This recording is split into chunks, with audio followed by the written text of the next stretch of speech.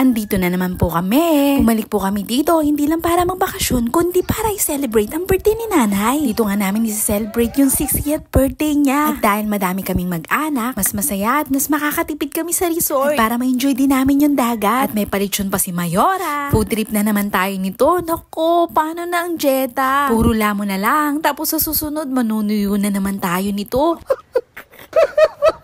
Alam nyo ba na medyo napaganda na namin yung pagpunta namin dito. At dahil pangalawang balik na namin to, alam na namin kung ano yung mga importanteng dapat dalhin. At mas marami rin po kami ngayon. Hindi lang sarili at pagkain ang dala namin. Pati nga yung kulang sa amin nung last video ko. Meron na po tayong tent ngayon. Medyo napaghandaan at nakaluwag-luwag sa buhay. At bilang pamilya ang aming kasama dito. Pati na rin ang aming mga alagang aso. Tsak naman na mag-e-enjoy kaming lahat dito. At dahil nga may okasyon tayo for today's video, nag-arkila kami ng videoke para lalong mas masaya. Habang ang iba ay busy sa paghahanda, kami naman yung anong ulam? What? At ito ang mga ganap dito sa birthday ni nanay.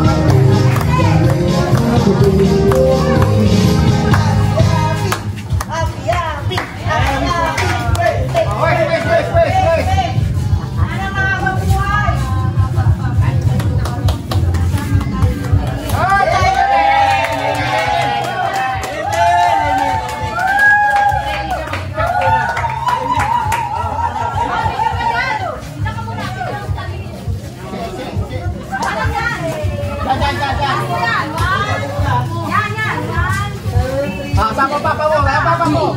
Ang dalawang ka. Itaas mo na 60. Yan.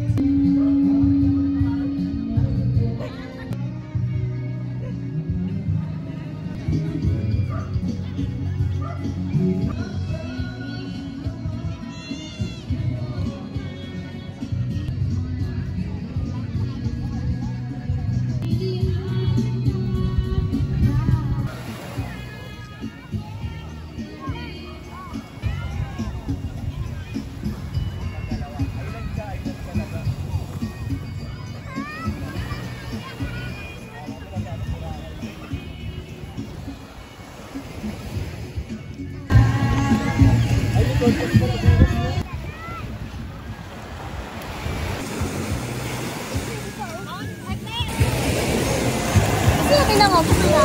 Hindi! Hindi yan, oh. Ning!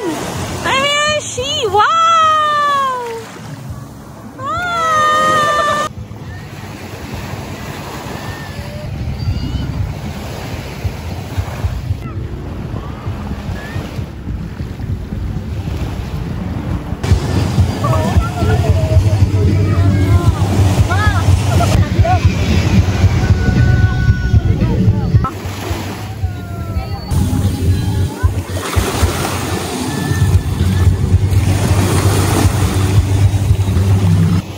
Ang gandang mamuhay sa gantong lugar.